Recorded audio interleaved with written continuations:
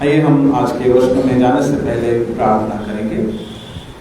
सर्वशक्तिमान परमेश्वर हुआ, हम आपको धन्यवाद देते हैं, आपके नाम की स्तुति और महिमा करते हैं। ईश्वर राजा, आपके पाक कलाम को जिसे पढ़ा गया है उसमें ध्यान करते समय अपनी अगुवाई हमें दीजिए। हम जो खुदावन की आपका प्रत्येक वचन हमारे हृदयों की जमीन पर बीज बनकर बोया, चाहे 30 गुना 60 गुना 100 गुना फल लाए। आए के समय को आपके हाथों में सौंपते हुए छोटी सी विनती हमारे मुक्तिदाता प्रभु यीशु के नाम से मांगते हैं, सुनने से बड़ी दया से आमीन। Hallelujah, hallelujah. परमेश्वर का धन्यवाद हो प्रियो। आज पेंतकोस्त के बाद का 14वां रविवार है और आज का विषय, जैसा मैंने शुरुआत में आपको बताया कि आज का विषय है बपतिस्मा और प्रभु भोजन। बपतिस्मा और प्रभु भोजन। बपतिस्मा और प्रभु भोजन के बारे में हम क्या जानते हैं? बपतिस्मा क्या है? आप लोगों से मेरा सवाल है कि बपतिस्मा या प्रभु भोजन क्या है? कितने लोग आप में से बपतिस्मा हो गए वाले लोग यहाँ बैठे? मुझे लगता है ऑलमोस्ट सभी लोग हैं ना, एक या दो को अगर हम छोड़ दे तो आपको तो बपतिस्मा का मतलब पता होना चाहिए। बपतिस्मा क्या है?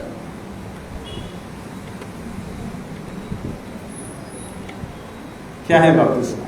हो सकता है न्याय जीवन परमेश्वर के साथ। हाँ, न्याय जीवन में आप लोग एंट्री कर सकते हैं। न्याय जीवन में हम प्रवेश कर सकते हैं, ठीक है। और प्रभु यीशु मसीह को उद्धार करता हूँ, प्रभु यीशु मसीह को उद्धारकर्ता करके मानना। और सभी का हो गया ना बपतिस्मा? हुआ है ना, तो हमको उसका मतलब पता होना जरूरी है, नहीं तो आपको फिर से मेरे को कंफर्मेशन दृढ़ीकरण का क्लास लेना पड़ेगा आप लोगों का, क्योंकि हम लोग प्रभु भोजन लेते हैं, बपतिस्मा लेते हैं। और जो बपतिस्मा और प्रभु भोजन, इसका अर्थ हमें पता होना बहुत जरूरी है। इसलिए आज के अलमनक में या आज का हमारा शास्त्र पाठ में हम लोग इस विषय को फिर से एक रिमाइंडर करके ये वचन हमारे लिए आया है कि बपतिस्मा और प्रभु भोजन क्या है, और बपतिस्मा और प्रभु भोजन के बारे में हम क्या, हमको समझना बहुत जरूरी है।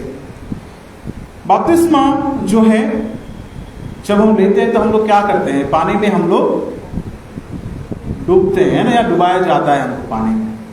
और उससे क्या हो जाता है? पानी में डुबाने के द्वारा हमको किस नाम से बपतिस्मा दिया जाता है? पिता, पुत्र और पवित्र आत्मा के नाम से हमें बपतिस्मा दिया जाता है। और पानी में डुबाकर हमको जब वापस निकाला जाता है, उसका मतलब यह है कि हमारे जो पुराना जीवन है वो समाप्त हो गया और अब हम मसीह में नई सृष्टि है। पुराना जीवन जो है वो खत्म होने का मतलब यह है कि हम प्रभु यीशु मसीह के साथ मारे गए, गाड़े गए और तीसरे दिन फिर से जी उठे। हमारे पापों के लिए जिस प्रकार से प्रभु यीशु मसीह मरा, हम भी प्रभु यीशु मसीह के उस बलिदान के द्वारा हम भी क्रूस पर चढ़ाए गए, मारे गए, गाड़े गए और प्रभु यीशु के साथ हम जी उठे हैं। तो ये जो है हम बपतिस्मा के द्वारा हम जाहिर करते हैं कि हमारा पुराना जीवन समाप्त हो गया। पानी में डुबाने का मतलब क्या है? क्यों हम पानी में डुबाते हैं? हमको क्यों पानी में डुबाया जाता है? पानी क्या करता है? शुद्ध करता है। तो हम लोग तो वैसे भी रोज नहाते हैं, तो फिर ये स्पेशली क्यों पानी में हमको डुबाया जाता है?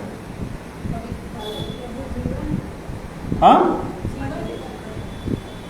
जीवन है, ठीक है। और हमको पानी में इसलिए डुबाया जाता है कि हम एक चिन्ह के रूप में लोगों के सामने जाहिर करें कि हमारा पुराना जीवन समाप्त हो गया। पानी में डूबने का मतलब है कि हम मसीह के साथ दफनाए गए। हमको जब बपतिस्मा में डुबाया जाता है तो हमको बिल्कुल इस तरीके से हमें डुबाया जाता है। तो हम पानी में हमको क्या किया गया?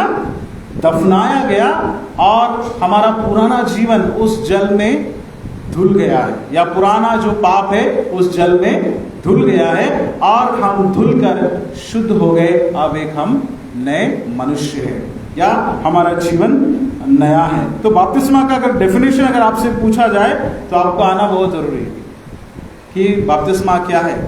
नहीं तो फिर इतने साल से मसीह रह के हम लोग फिर कोई फायदा नहीं है। बाइबल में कहां पर हमको उसका डेफिनेशन मिलता है बपतिस्मा का? पहला कुरिन्थियों उसका 15 अध्याय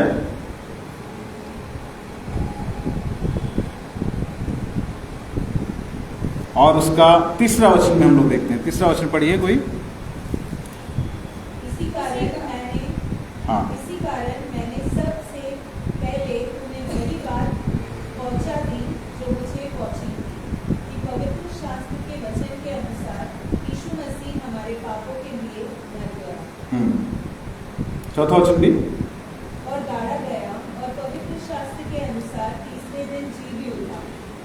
हाँ, तो प्रभु यीशु मसीह जिस प्रकार से मारा गया, गाड़ा गया और पवित्र शास्त्र के वचन के अनुसार तीसरे दिन जी उठा, उसी प्रकार से हम भी बपतिस्मा के द्वारा प्रभु के साथ मारे गए, गाड़े गए और हम दोबारा हम पुनरुत्थित हो गए, या नए जीवन में हम लोग आ गए। ये इस बात का चिन्ह है और इसलिए हम लोग बपतिस्मा हम लोग लेते हैं। प्रभु भोजन हम लोग क्यों लेते हैं? प्रभु भोजन हम लोग क्यों लेते हैं? आज भी प्रभु भोजन विधि है। हाँ, परमेश्वर के स्मरण में, प्रभु यीशु मसीह के स्मरण में, ठीक है। और क्या उद्देश्य है प्रभु भोजन लेने का? पापों का पश्चाताप करने के लिए। तो ये कुछ आंसर्स हमको मिलते हैं। प्रभु भोजन हम लोग क्यों लेते हैं? क्योंकि प्रभु यीशु मसीह ने कहा है ना। प्रभु यीशु मसीह जब इस संसार से जब जा रहे थे तो उन्होंने क्या किया? आखिरी दिन उनके क्रूस पर चढ़ाने के पहले उन्होंने रोटी ली, तोड़ी और अपने चेलों को दी और कहा कि लो ये मेरी देह है, और कटोरा दिया और कहा कि लो ये मेरा लहू है जो तुम्हारे लिए बहाया जाता है, और जब तक मैं वापस ना आऊं तब तक मेरी स्मृति में ऐसा ही किया करो। प्रभु यीशु मसीह ने दो इंस्टीट्यूशन, प्रभु यीशु मसीह ने दो संस्कार, जिसको पवित्र संस्कार हम कहते हैं, उसको प्रभु यीशु मसीह ने जो है बनाया, या प्रभु यीशु मसीह ने उसे किया। एक है बपतिस्मा, क्योंकि प्रभु यीशु मसीह का भी बपतिस्मा हुआ।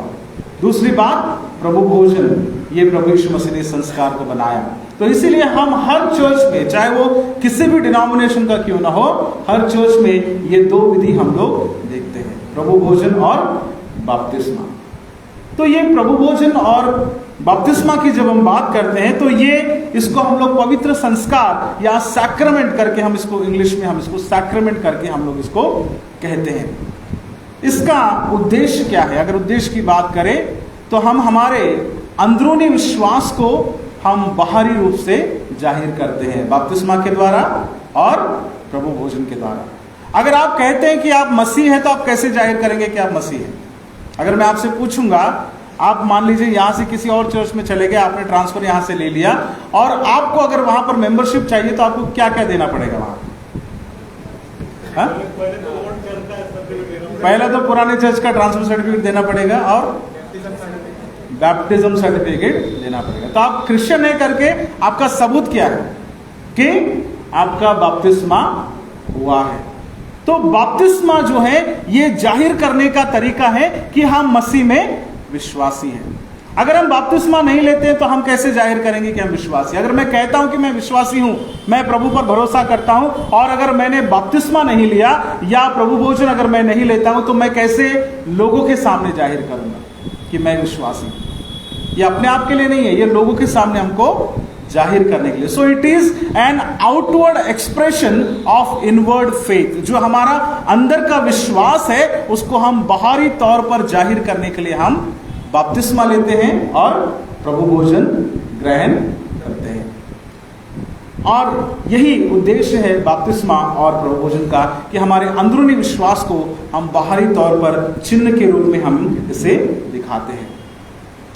बपतिस्मा और जो प्रभु भोजन है, इसके द्वारा परमेश्वर का अनुग्रह हमारे ऊपर में होता है। परमेश्वर का अनुग्रह हमारे ऊपर में होता है। It is intended to be the means of grace. परमेश्वर के अनुग्रह का जरिया करके जो है बपतिस्मा और प्रभु भोजन को दिया गया। लेकिन बपतिस्मा और प्रभु भोजन को कई बार हम लोग लिमिटेड करके हमने उसको रखा है। लिमिटेड करके कहां तक रखा है कि सिर्फ चर्च की मेंबरशिप के लिए, हमने उसको लिमिटेड इसलिए करके रखा है कि भैया जिनका बपतिस्मा हो गया वही प्रभु भोजन लेगा, या वही जो है यहाँ पे बैठेगा, वही बाइबल रीडिंग करेगा, वही मध्यस्थी की प्रार्थना करेगा, वही चर्च में प्रेजेंट वर्शिप करेगा। नहीं, लिमिटेशंस के लिए ये नहीं है। प्रभु भोजन और जो बपतिस्मा को कई बार हमने इस तरीके से हम लोगों ने लिमिटेड करके रखा है। हमारे चर्च के विधियों में कई बार जब लोग आते हैं, बहुत बार नए लोग भी आते हैं, नए लोग जब प्रभु भोजन लेने के लिए यहाँ पर सामने आते हैं, उनको लगता है कि अरे कुछ तो भी मिल रहा है ना। अन्य जाति के जो लोग हैं उनको क्या लगता है, उनके दृष्टि में वो क्या है, क्या है वो एक प्रसाद है ना, उनको उसका मतलब उनका पता नहीं होता, पर वो आ जाते हैं। और कई बार जो हम लोग क्या करते हैं, उनको वहां से हटा देते हैं। मैं ये नहीं कहता कि उनको आप खाने दो, लेकिन कई बार हम क्या करते हैं, उनको एक्सक्लूड करते हैं, उनको क्या करते हैं हम लोग वहां से हटा देते कि ये तुम्हारे लिए नहीं है। लेकिन क्या प्रभु भोजन या जीवन की रोटी जो स्वर्ग से उतरी है, क्या सिर्फ मसीह लोगों के लिए है? सवाल मैं आपसे पूछ रहा हूं। प्रभु यीशु मसीह ने कहा कि स्वर्ग से उतरी हुई रोटी मैं हूं, जीवन की रोटी मैं हूं। तो जीवन की रोटी पर अधिकार किसका है? किसका है? सभी का है। पर हमारा चर्च ट्रेडिशन या हमारा जो सोच है या हमारा नजरिया है, क्योंकि हम प्रभु भोजन और बपतिस्मा को एक सिर्फ विधि या एक चर्च मेंबरशिप के लिए हम उसको देखते हैं कि तुम इस पर्टिकुलर चर्च के मेंबर हो तो ही तुम प्रभु भोजन खा सकते हो, अगर तुम इस पर्टिकुलर चर्च के मेंबर हो तो ही तुम बपतिस्मा का पार्ट बन सकते हो। कई बार हम इंसानी सोच से लोगों को रोक देते हैं, लेकिन प्रभु भोजन और बपतिस्मा इसका दायरा सिर्फ चर्च मेंबरशिप से भी कहीं ज्यादा बढ़कर है। प्रभु यीशु मसीह जो जीवन की रोटी है वो सभी के लिए इस संसार में आए हैं। लेकिन कई बार हम लोग क्या करते हैं, प्रभु भोजन की वेदी पर हम लोगों को अलग कर देते हैं। बपतिस्मा के कारण हम कई बार लोगों को अलग कर देते हैं। बहुत बार लोगों के मन में सवाल आता है कि बपतिस्मा नहीं हुआ और किसी ने विश्वास किया तो क्या वो स्वर्ग जाएगा कि नहीं जाएगा? आपसे मेरा प्रश्न है, बड़ा ट्रिकी क्वेश्चन है ना। बपतिस्मा जो है नहीं लिया लेकिन वो प्रभु पर विश्वास करता है तो वो स्वर्ग जाएगा कि नहीं जाएगा? नहीं देख सकता क्योंकि बपतिस्मा लेना चाहिए। बपतिस्मा आपको करना ही करना है, मतलब उसका स्वीकार करना है, वो जो हम लोग को ले सकते हैं। अगर हमने स्वीकार ही नहीं किया, जीवन जीना तो हर व्यक्ति है, लेकिन उसकी जो सोच है वो हमारी। ठीक है, और कोई आंसर? जाएगा या नहीं जाएगा, हाँ या ना? कितने लोग बोलते जाएगा करके, कितने लोग बोलते नहीं जाएगा करके? एक दादा ने कहा तो 2-3 लोग कह रहे कि नहीं जाएगा, कुछ लोग कहते कि जाएगा। अब ये जो आर्ग्यूमेंट है, ये सवाल मेरे भी मन में बहुत बार आता था। तो हम लोग बाइबल कॉलेज में, मैंने जब हमारे सर से ये सवाल पूछा तो मुझे जो जवाब मिला वो इस तरीके का था कि क्योंकि मेरा जो सवाल था कि अगर आप कहते हैं कि बपतिस्मा लेना अगर जरूरी है और बिना लिए इंसान अगर नहीं जाएगा, तो फिर जो चोर जिसको क्रूस पर चढ़ाया गया था तो उसके बारे में मैंने सवाल पूछा कि क्रूस पर जब वो था तो व्यक्ति क्रूस पर रहते थे समय उसने प्रभु यीशु मसीह को स्वीकार किया। प्रभु यीशु मसीह ने उससे कहा कि आज ही तू मेरे साथ स्वर्गलोक में होगा, है ना, वहां पर कहा, और वो गया, डेफिनेटली वो गया होगा, हम ये विश्वास करते हैं। लेकिन जब मैंने ये प्रश्न पूछा तो मुझे जवाब क्या मिला कि सही बात है कि वो एक एक्सेप्शनल केस था कि उस व्यक्ति ने जो है उसके पास समय नहीं था प्रभु को स्वीकार करने का। वो कहां पर थे? दोनों क्रूस पर थे, है ना। लेकिन परमेश्वर हमको हर रोज मौका देता है, हर रोज परमेश्वर हमको समय देता है कि जब हम विश्वास करते हैं तो हमने बपतिस्मा लेना भी जरूरी है, लेना चाहिए। क्योंकि आप ऐसे इमरजेंसी में नहीं हो कि बाबा, या फिर आप मरने के कगार पर नहीं कि आपको अभी सुसमाचार मिले। आपको सुसमाचार हमेशा से मिलता आया है। जैसे हमने आज का रोमन्स का जो अध्याय पढ़ा है, 6वां अध्याय में वहां लिखा है, पहला वचन, तो हम क्या कहें, क्या हम पाप करते रहे कि अनुग्रह बहुत हो?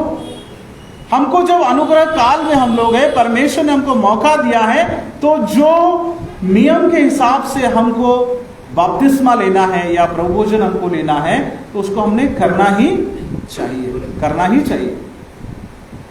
लेकिन ऐसा एक्सेप्शनल केस हो सकता है कि जिसके पास समय नहीं हो, जिसने आखिरी समय में अगर वचन सुना, उसके पास बपतिस्मा लेने का समय ना हो, बहुत बीमार है, मान लीजिए आईसीयू में, उसको आखिरी समय पर अगर उसको किसी ने उसको वचन सुनाया और उसने उस समय में प्रभु को स्वीकार किया और उसके पास समय नहीं है बपतिस्मा लेने का, देन परमेश्वर जरूर उसको स्वर्ग राज्य में लेकर जाएगा। तो इसका यस या नो आंसर नहीं है ना, इसका आंसर सिर्फ परमेश्वर तय करेगा। लेकिन जब हमको परमेश्वर ने मौका दिया है, सुसमाचार हमारे तक पहुंचा है, तो हमने डेफिनेटली बपतिस्मा लेना चाहिए। डेफिनेटली हम लोगों ने जो है प्रभु भोजन लेना चाहिए, क्योंकि प्रभु यीशु मसीह ने इस चीज को किया है। जब प्रभु यीशु मसीह ने किया है तो हमको करने में क्या आपत्ति है। लेकिन जैसा मैं कह रहा था कि ये जो चिन्ह है ये इसलिए हमको दिए गए कि हम हमारे अंदरूनी विश्वास को बाहरी तौर पर हम जाहिर करें लोगों के सामने। अगर आप विश्वास करते और अपने विश्वास को आप हिम्मत करके लोगों के सामने बता ही नहीं सकते तो हम कैसे बोलेंगे कि आप विश्वासी हैं। अगर आप कहते हैं कि मैं विश्वासी हूं और आप में इतनी हिम्मत नहीं है कि आप अपने विश्वास को लोगों के सामने जाहिर करें, तो फिर आप क्या विश्वासी कहलाने के लायक है। आज के हमारी परिस्थिति में जब हम लोग देखते हैं, हमारे संदर्भ में हम लोग देखते हैं, तो चारों तरफ हमको मृत्यु का अंधकार हमें दिखाई देता है। चारों तरफ अलग अलग परिस्थितियां हमें दिखाई देती है। अभी कुछ सालों से तो कम हो गया, लेकिन हम लोग देखते हैं कि बहुत बार बॉम्बिंग्स होती है, यहाँ वहाँ बॉम्ब के द्वारा अटैक होते हैं। आज रिसेंट हमारी परिस्थिति में हम देखते हैं हमारे देश में कलकत्ता का जो अगर आप इंसिडेंट लेकर देखते हैं, मुंबई में बदलापुर का इंसिडेंट देखते हैं, तो महिलाओं के साथ व्यभिचार हो रहा है, बलात्कार उनके साथ में हो रहा है, ऐसे ऐसे अपराध जो हैं उनके साथ में हो रहे हैं। बहुत सारे लोग, आदिवासी लोग जो जंगलों में रहते हैं, जो उनका घर है, कई बार उनको जो है इंडस्ट्रीज के लिए या कंपनीज बिठाने के लिए उनको अपने घर से उनको हटा दिया जाता है, जो उनकी अपने रहने की जगह है। तो हम पूरे संसार में हम देखते हैं कि मौत किस तरीके से या शैतान का राज्य किस तरीके से चल रहा है। और जीवन की जो रोटी है, पिछले संडे को हम लोगों ने सुना था कि प्रभु यीशु मसीह ने कहा कि जीवन की रोटी मैं हूं, और आज उसी का कंटिन्यूएशन है। प्रभु भोजन का मतलब क्या है? वही जीवन की रोटी है। यहाँ पे हम लोगों ने आज के वचन में हमने पढ़ा है, अगर आप पढ़ेंगे 51 वचन में वहां लिखा है कि जो जीवन की रोटी जो स्वर्ग से उतरे वो मैं हूं, और जो रोटी मैं जगत के जीवन के लिए दूंगा वो क्या है? वो मेरा मांस है करके वहां लिखा है। यानी प्रभु भोजन के बारे में फिर से यहाँ पर वर्णन यहाँ पर किया गया। तो मृत्यु की इस लड़ाई में, मृत्यु और अंधकार की इस लड़ाई हमेशा जीवन के साथ है। प्रभु परमेश्वर जीवन देने के लिए हमारे लिए आया है। प्रभु यीशु मसीह जो है जीवन देने वाला परमेश्वर है। तो प्रभु भोजन और बपतिस्मा ये हमें जीवन की याद दिलाता है कि मसीह पर हम विश्वास करने से हमें अनंत जीवन मिलेगा। और ये जीवन केवल किसी एक के लिए नहीं है, ये हर किसी के लिए है। प्रभु भोजन हर किसी के लिए है, बपतिस्मा हर किसी के लिए, हर किसी को इसमें शामिल होने का अधिकार है। लेकिन उसके लिए क्या करना पड़ेगा? आपको विश्वास करना पड़ेगा, प्रभु को अपना उद्धारकर्ता करके ग्रहण करना पड़ेगा। बपतिस्मा सिर्फ हम मेंबरशिप के लिए हम लोग नहीं लेते। बपतिस्मा लेने के पीछे का उद्देश्य ये है कि हम बपतिस्मा के द्वारा लोकल चर्च के मेंबर तो बनते ही हैं, साथ में हम कहाँ के मेंबर बनते हैं? उस स्वर्गीय कलीसिया के भी हम मेंबर बनते हैं, वहां के सभासद हम बनते हैं। Local church and universal church, उस अलौकिक कलीसिया के भी हम सदस्य हम बनते हैं बपतिस्मा के द्वारा। इसलिए मसीह पर विश्वास करते हैं तो उसको जाहिर करना है। और प्रभु भोजन लेने का मतलब है हम उसकी देह में हम सहभागी होते हैं। प्रभु यीशु मसीह जीवन की रोटी है। और यहाँ पर प्रभु यीशु मसीह कहते हैं कि बहुत सारे जो लोग हैं, तुम्हारे जो बाप दादा है उन्होंने जंगल में रोटी खाई और वो लोग क्या हुआ? उनके साथ में मर गए करके वहां पर लिखा है। पुराने पिछले संडे को हमने देखा कि मन्ना स्वर्ग से उतरा, लोगों ने उसे खाया जो जरूरत से ज्यादा जिसने रखा वो सड़ गया। उन लोगों ने परमेश्वर पर कुड़कुड़ाया करके वहां पर उनको ये बात मिली, उनको परमेश्वर ने ये कहा कि तुम में से कोई भी जिंदा नहीं पहुंचेगा कनान देश में। तो रबी जो लोग हैं उन लोग का, या रबी जो यहूदी लोग का ये मानना था कि जो जंगल में जितने बाप दादा हैं जो मर गए उनके लिए अनंत जीवन भी नहीं है, क्योंकि उन्होंने प्रभु यीशु मसीह पर या परमेश्वर पर उन्होंने कुड़कुड़ाया करके उनका ये मानना था कि वो कभी भी जीवन में प्रवेश नहीं करेंगे, क्योंकि वो कनान देश भी नहीं पहुंच पाए, तो इसीलिए आने वाली जिंदगी भी उन्हें मिलेगी नहीं। प्रभु यीशु मसीह यहाँ पर वही बात उनको याद दिलाते कि तुम्हारे बाप दादा जंगल में मर गए, उनको जीवन नहीं मिला, लेकिन मैं वो रोटी हूं, अगर तुम मुझे ग्रहण करोगे, मुझे खाओगे, तो तुमको हमेशा अनंत जीवन तुम्हें जरूर मिलेगा, तुम उस अनंत काल के राज्य में प्रवेश करोगे। तो प्रभु यीशु मसीह यहाँ पर एक ऑफर देते हैं कि मेरे शरीर में और मेरे लहू के तुम भागीदार बनो। ये जो पैसेज है थोड़ा सा समझने के लिए कठिन है। कल जब मैं इसके ऊपर तैयारी कर रहा था तो मुझे भी काफी समय लगा इसको समझने के लिए कि इसको कैसे एक्सप्लेन किया जाए। प्रभु भोजन जो है दिखने में हमको सिंपल है, हर संडे हम लोग लेते हैं, लेकिन इसको हम कैसे जाहिर करें कि हम प्रभु यीशु मसीह की देह को खाने के द्वारा हम प्रभु यीशु मसीह की देह में हम शामिल हो गए, कैसे हम इसको समझ सकते हैं। What is body and blood of Jesus Christ, परमेश्वर की देह, प्रभु यीशु मसीह की देह और लहू को खाने के बारे में जो बात कही गई, उस समय में जब कहा जा रहा था तो यहूदी लोगों ने चिढ़कर क्या कहा कि ये मनुष्य कैसे अपना मांस हमको खाने को दे सकता है। 52वें वचन में हम लोग पढ़ते हैं। अगर आज भी हम लोग बात करेंगे देह को खाने की या लहू को पीने की, तो हम लोगों को लोग क्या बोलेंगे? नरभक्षी बोलेंगे लोगों, है ना? क्या बोलेंगे? नरभक्षी बोलेंगे। नए नियम में भी जब शुरुआत जब हुई, प्रभु यीशु मसीह की कलीसिया के जब शुरुआत हुई, तो लोग जो है, जो प्रभु यीशु मसीह के चेले हैं, जब लोगों में जाकर कहते थे कि ये प्रभु यीशु का देह है और ये प्रभु यीशु का लहू है, इसे खाओ, इसे पियो, तो लोग उनके ऊपर एलिगेशन लगाने लगे कि ये लोग नरभक्षी है, दे आर कैनिबल्स, और उनको उस कारण से भी सताया गया, उस कारण से उनको जलाया गया, उनको बंदी गृह में उन्हें डाला गया। तो ये जो थियोलॉजी है, इसको कैसे हम समझ सकते हैं कि बपतिस्मा के द्वारा हम कैसे मसीह में एक हो सकते हैं, प्रभु भोजन के द्वारा हम कैसे प्रभु की देह में हम शामिल हो सकते हैं।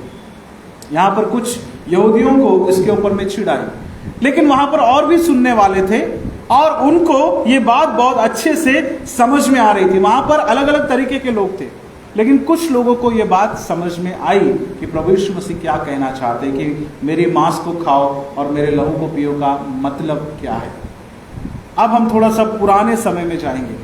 पुराने अगर रिलीजन्स को अगर हम लोग देखते हैं, पुराने एंशियंट जो पद्धति या पूर्वजों को अगर हम देखते हैं, हमारे पूर्वजों में भी हम जा सकते हैं, या इनके जो पूर्वज है, बाइबल में जो लिखा गया उनके पूर्वजों के बारे में जब हम जानते हैं, प्राइमल रिलीजियस ट्रेडिशंस में अगर हम जाते हैं, पूर्व में जो धर्म थे उनके बारे में अगर हम लोग देखते हैं, तो पुराने समय में बलि प्रथा थी। आप जानते हैं बलि प्रथा थी, पुराने नियम में भी बलि प्रथा थी। तो बलि में क्या होता था?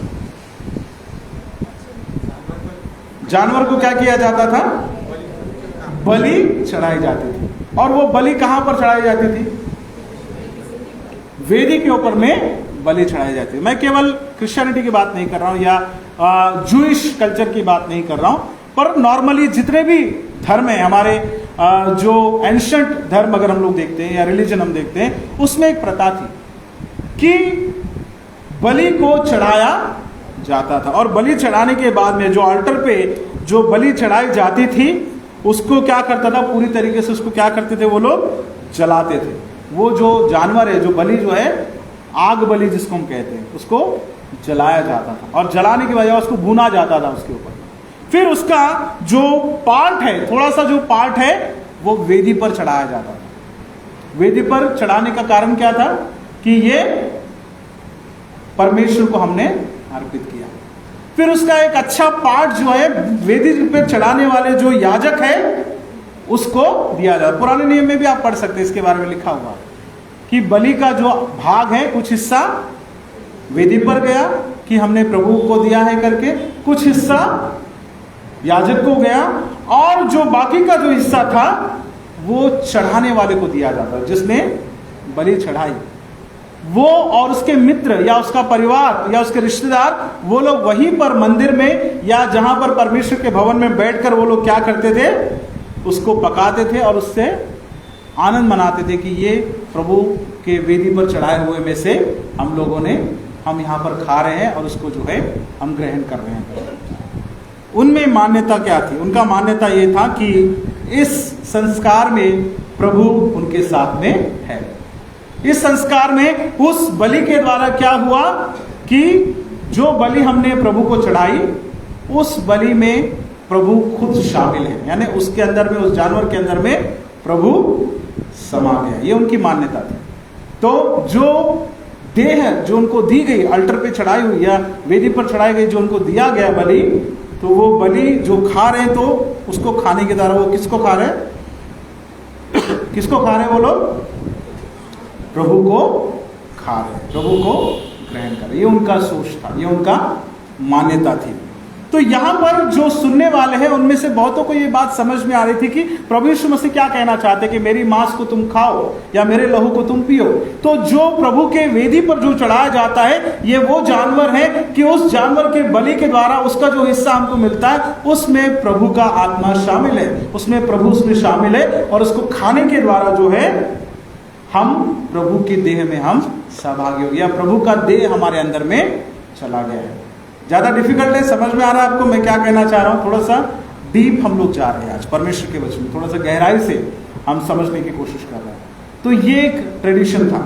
दूसरा ट्रेडिशन उस समय में क्या था कि लोग जो है मिस्टरी रिलीजन जो है, रहस्य धर्म जो करते थे, उसमें लोगों की ये मान्यता थी कि जो परमेश्वर है या प्रभु है, वो हमारे लिए मारा जाएगा, हमारे लिए गाड़ा जाएगा, हमारे लिए फिर से जी उठेगा, उसको तड़पाया जाएगा। तो हर साल वो लोग क्या करते थे, कुछ कल्चर में, कुछ रिलीजन में क्या था कि वो लोगों को तैयार करते थे। आज भी हम लोग देखते हैं गुड फ्राइडे के टाइम, ईस्टर के टाइम बहुत सारे लोग नाटिका करते हैं कि प्रभु यीशु मसीह की तरह तैयार होते हैं, कांटों का मुकुट लेते हैं। वो एक कुछ जगह ऐसी है दुनिया में हम लोग देखते हैं कि उनको सच में क्रूस पर उनको चढ़ाया जाता है। So they want to feel that, उनको ऐसा लगता है कि हम इस दुख को एहसास हमें करना है। तो एहसास करना है तो आपको क्या करना पड़ेगा? खुद उससे होकर गुजरना पड़ेगा, उस दुख से खुद होकर गुजरना पड़ेगा। हम लोग भी जो गुड फ्राइडे में 7 वचन हम लोग सुनते हैं, तो सुनने के द्वारा हम भी उसमें क्या हो जाते हैं?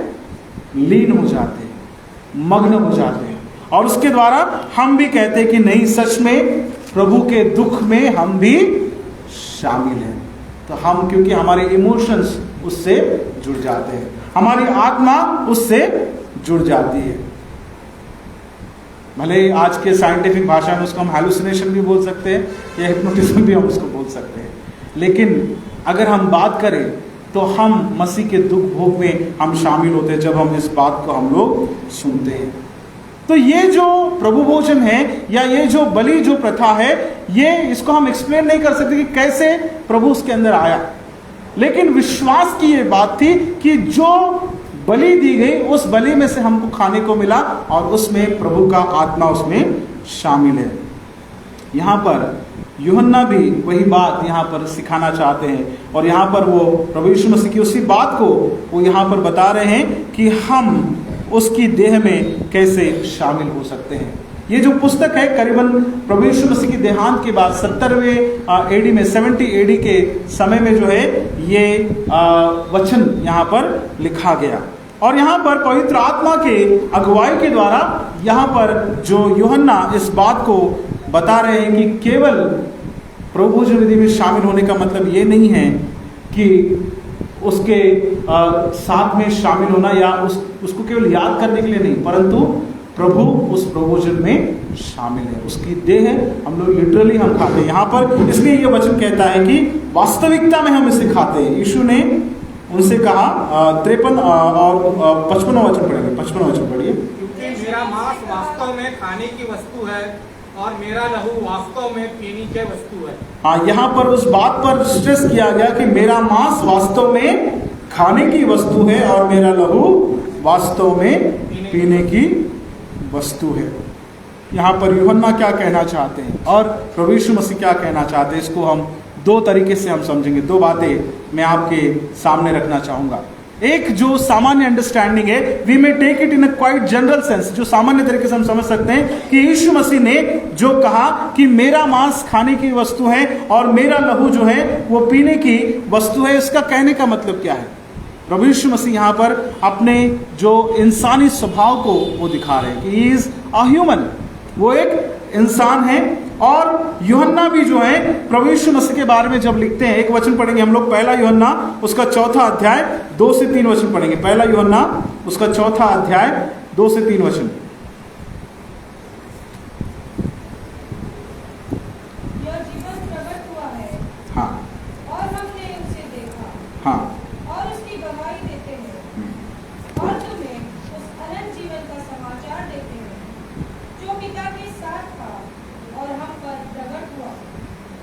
जो कुछ हमने देखा और सुना है उसका समाचार तुम्हें भी देते हैं, इसीलिए कि तुम भी हमारे साथ। पहला यूहन्ना 4 अध्याय 2 और 3 वचन। परमेश्वर का आत्मा तुम इस रीति से पहचान सकते हो, जो आत्मा मान लेती है कि यीशु मसीह शरीर में होकर आया है वह परमेश्वर की ओर से है, और जो आत्मा यीशु को नहीं मानती वह परमेश्वर की ओर से नहीं, और वही तो मसीह के विरोधी का आत्मा है, जिसकी चर्चा तुम सुन चुके हो कि वह आने वाला है और अब भी जगत में है। परमेश्वर का आत्मा तुम इस रीति से पहचान सकते हो, जो आत्मा मान लेती है कि यीशु मसीह शरीर में होकर आया है वह परमेश्वर की ओर से है, और जो आत्मा यीशु को नहीं मानती वह परमेश्वर की ओर से नहीं, और वही तो मसीह के विरोधी की आत्मा है, जिसकी चर्चा तुम सुन चुके हो कि वह आने वाला है और अब भी जगत में है। तो अगर हमको प्रभुवचन ग्रहण करना है तो हमको ये बात ग्रहण करना जरूरी है कि मसीह यीशु इस संसार में आए, है ना, एक इंसान बनकर आए, एक शरीर के रूप में वो आए। यहां पर यीशु मसीह कहते हैं कि मेरा मांस वास्तव में मेरा जो है शरीर है जो तुम्हारे लिए दिया गया, मेरा लहू वास्तव में वो लहू है जो तुम्हारे लिए बहाया गया। ये कोई इमेजिनेशन नहीं था, जैसे पुराने समय में लोग इमेजिन करते थे कि वेदी पर जो चढ़ाया गया वो प्रभु उसमें शामिल है करके, या लोग जिस तरीके से किसी के दुख में शामिल होकर उनको फील होता था कि हम भी उस दुख में शामिल है, ये वैसा नहीं है। प्रभु यीशु कहते हैं कि वास्तव में मैंने मेरा शरीर तुम्हारे लिए बलिदान दिया है, वास्तव में मैंने मेरा लहू तुम्हारे लिए बहाया है।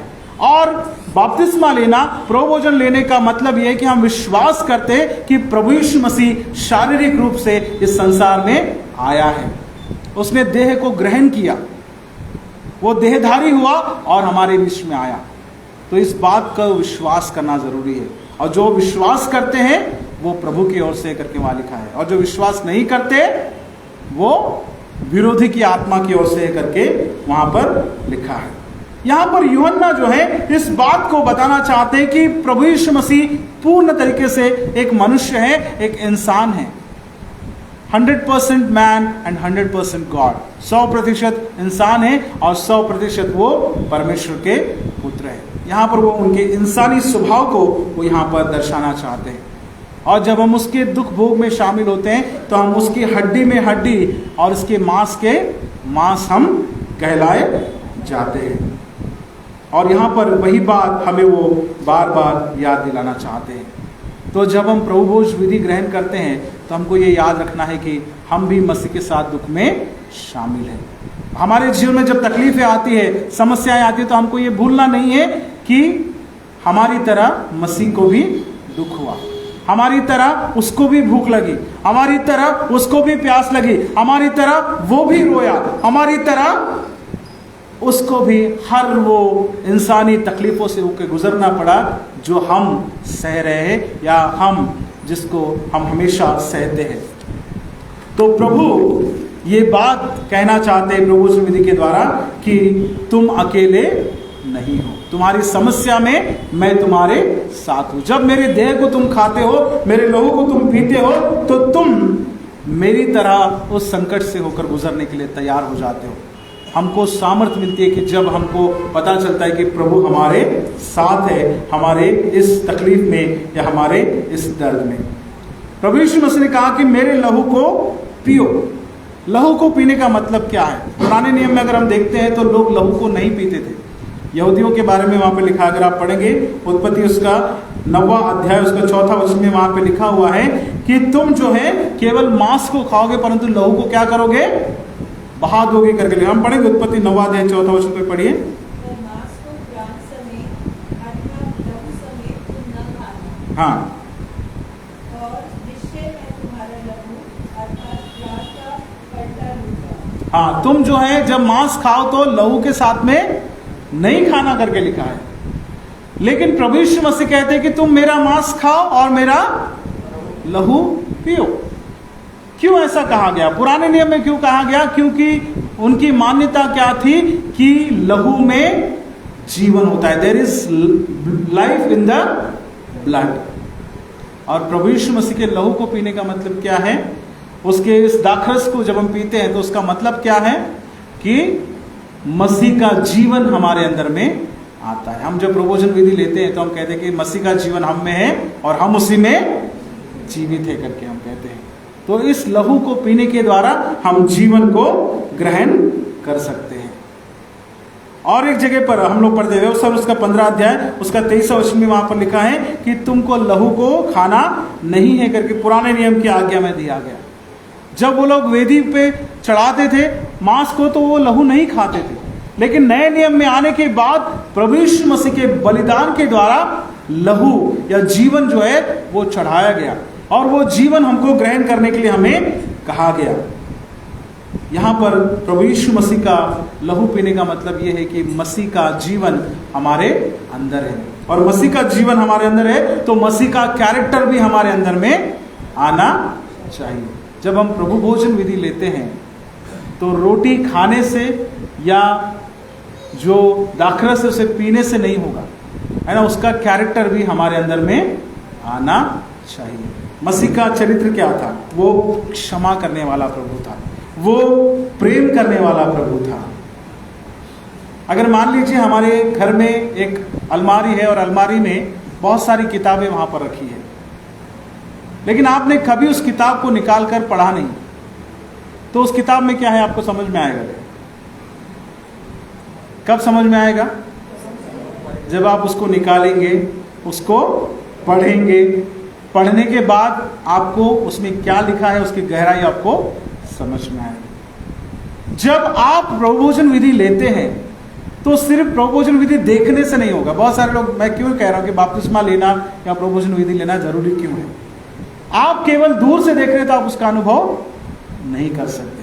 आपको जब आप उसे लेते हैं, ग्रहण करते हैं, तो तब आपको उसका अनुभव होगा कि प्रभु भोजन क्या है, बपतिस्मा क्या है, मसीह की देह को खाना क्या है। जब आपने मसीह की देह को ग्रहण किया है, खाया है, तो आपके जीवन में भी परिवर्तन होना जरूरी है, आपके चरित्र में भी परिवर्तन होना जरूरी है। जब हम किसी किताब को पढ़ते हैं तो उसकी स्टोरी हमारे हृदय में, हमारे मन में छप जाती है। पहले तो वो बाहर थी, वो पुस्तक बाहर थी तो हमको उसके बारे में कुछ पता नहीं था, लेकिन जब हमने उस पुस्तक को पढ़ा तो उस पुस्तक का जो कंटेंट है हमारे मन में समा गया। आप प्रभु भोजन जब तक नहीं लिए, आपके अंदर परमेश्वर की देह और लहू को आपने स्वीकार नहीं किया, ग्रहण नहीं किया। लेकिन जब आपने उसे खाया, ग्रहण किया, तो आपको मालूम है कि व्हाट इट इज लाइक, आप उसका अनुभव आप जानते हैं कि वो क्या है। और जब जब आपको इच्छा हुई आप आकर प्रभु भोजन विधि में आप शामिल हो सकते हैं। इसलिए प्रभु ने कहा कि इसको बार बार करना है, एक बार करके रुकना नहीं है। जब तक मैं ना आऊं तब तक तुम्हें उसे लेते ही रहना है। प्रभु यीशु मसीह भी उस पुस्तक की तरह है जिसको आपको बार बार पढ़ना है, उसको समझना है, उसको अपने हृदय में ग्रहण करना है और अपने जीवन में परिवर्तन हमको लाना है। जब उसने कहा कि मेरी देह और मेरे लहू को पियो, तो उसका मतलब ये है मेरे प्रियो। दूसरी ये जो है हम लोग सामान्य तरीके से हम समझ रहे हैं कि शारीरिक रीति से कि ही वॉज अ ह्यूमन करके समझने के लिए प्रभुभोजन विधि हमको दी गई। दूसरा कारण क्या है? यूहन्ना क्यों प्रभुभोजन विधि के ऊपर में इतना ज्यादा वो स्ट्रेस करते हैं? केवल शारीरिक रीति से या सामान्य रीति से इसे समझना नहीं है, परंतु यहाँ पर दूसरी बात, यहाँ पर यूहन्ना क्या कहना चाहते हैं कि अगर तुमको जीवन चाहिए तो तुमको प्रभु की विधि में शामिल होना जरूरी है। अगर तुमको जीवन का अनुभव करना है, या अगर हमको जीवन का अनुभव करना है या जीवन पाना है, तो हमको हमेशा उस जल से जुड़े रहना है, उस रोटी को हमेशा हमें खाना है। लेकिन यूहन्ना की पुस्तक में हम लोग देखते हैं कि वो प्रभु भोजन के बारे में ज्यादा वो नहीं बताते। अगर हम लोग देखते हैं कि जैसे बाकी पुस्तक में मत्ती, मार्क, लूक में हम लोग देखते हैं कि अंतिम भोज के बारे में वहां पर लिखा है। प्रभु यीशु मसीह के क्रूस पर चढ़ने के पहले जो उन्होंने रोटी तोड़ी, प्रार्थना किया और लोगों को दिया, ये दूसरे बुक में वर्णन है, लेकिन यूहन्ना की पुस्तक में इसका नहीं है। लेकिन यूहन्ना में इससे बड़ा एक वर्णन है, जो हमने 2 संडे पहले हमने किया कि 5 रोटी और 2 मछली। तो थोड़ा सा अलग तरीके से प्रभु भोजन विधि को यहाँ पर बताने की कोशिश यहाँ पर यूहन्ना यहाँ पर कर रहे हैं। वो केवल एक कमरे का प्रभु भोजन विधि के बारे में नहीं बता रहे कि प्रभु यीशु मसीह अपने सिर्फ चेलों के साथ बैठकर प्रभु भोजन विधि ले रहे हैं, लेकिन यूहन्ना क्या बताना चाहते हैं कि एक पिकनिक मील, जो वो लोग बाहर गए, बाहर जाने के बाद एक लड़के ने 5 रोटी दी और 2 मछलियां लेकर आई और उसको तोड़कर 5000 लोगों को बांटा गया। तो प्रभु भोजन विधि सिर्फ एक कमरे में एक कलीसिया के लिए सीमित नहीं है। इस टेबल में हर कोई शामिल हो सकता है। पहला हमने जनरल सेंस में हम देखे कि प्रभु भोजन को खाने का मतलब यह है कि उसके शरीर को ग्रहण करना, उसको अपने जीवन में ग्रहण करना। लेकिन क्या प्रभु भोजन विधि सिर्फ कुछ लोगों के लिए सीमित है? नहीं, ये हर किसी के लिए है। It is for everybody. लेकिन इसके लिए शामिल होने के लिए आपको तैयारी से आपको आना है, बपतिस्मा आपको लेना है, प्रभु को आपको अपना उद्धारकर्ता करके ग्रहण करना है। मसीह के लिए केवल प्रभु भोजन विधि लेना ही संस्कार नहीं है। घर में जब आप जाकर लोगों के साथ में जब आप फेलोशिप मील करते हैं, वो भी एक तरीके का प्रभु भोजन ही है। क्योंकि जब जब आप रोटी तोड़ते हो, जब जब आप लहू पीते हो या दाखरस आप ग्रहण करते हो, तो आप उस भोजन में प्रभु आपके साथ है। हम कई बार अपने घरों का जब इनॉग्रेशन करते हैं तो हम लोग लिखते हैं कि Christ is the head of this house, और वहां पर आगे में लिखा होता है कि he is the unseen guest at every meal, है ना। हमारे हर भोजन में वो अनदेखा मेहमान है जो हमारे भोजन में शामिल होता है, and silent listener to every conversation. हम घर में जो भी बात करते हैं उसको वो खामोशी से सुनता है। अगर वो हमारे घर का मुखिया है, हमारे घर में रहता है, हमारे साथ भोजन में शामिल होता है और हमारी हर बात को सुनता है, तो घर पर ध्यान दीजिए आप क्या बात करते हैं, संभल कर बात कीजिए। क्योंकि अगर प्रभु आपके घर का मुखिया है तो आपके साथ भोजन में शामिल है, आपकी हर बात को वो सुनता है और समझता है। यूहन्ना यहाँ पर प्रभु भोजन के दायरे को सिर्फ चर्च तक सीमित नहीं रख रहे, क्योंकि कई विश्वासियों को, कई मसीहों का यह मानना था कि इसमें कोई जादुई शक्ति है, इसको खाने से कुछ जादू हो जाएगा, मैजिकल तरीके से देखते थे।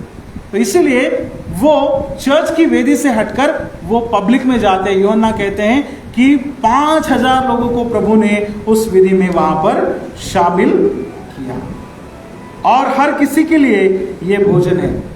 ये किसी गरीब के लिए करके नहीं है, ये किसी अमीर के लिए करके नहीं है। इसके लिए आपको एक बड़ा चर्च बिल्डिंग कंस्ट्रक्शन होना है, उसी में आप बैठकर खा सकते हैं करके नहीं है। खुले आसमान के नीचे 5000 लोगों को उसने खिलाया। जमीन पर बिछोना नहीं है, घास के ऊपर बिठा दिया लोगों को और वहां पर उनको खिला दिया। प्रभु की देह, उसका लहू हमको सीमित करके रखने के लिए नहीं दिया गया। इसमें हर किसी को शामिल होने का अधिकार है।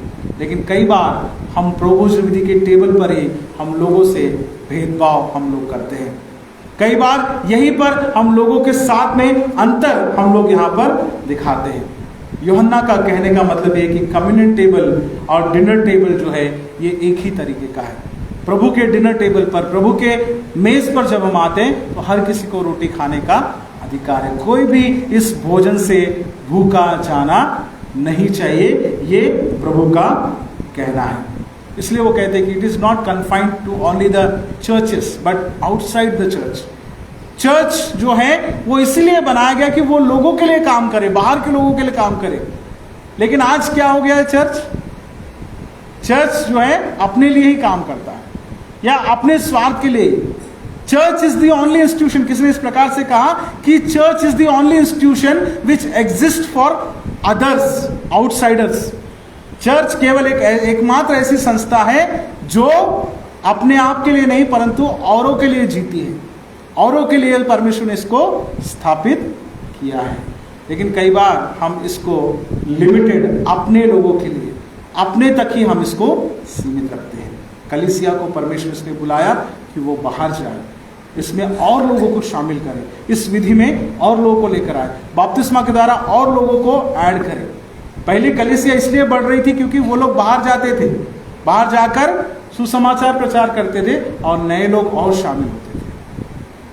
हम लोग क्या कर रहे हैं कि लोगों तक जाने का नहीं सोच रहे, हम लोगों को लाने का सोच रहे हैं। अपने आप नहीं आएंगे जब तक हम जाएंगे नहीं। प्रभु भोजन और बपतिस्मा ये दो चीजें मिलेगी कि जनरल सेंस में ये उसके जीवन को ग्रहण करना है।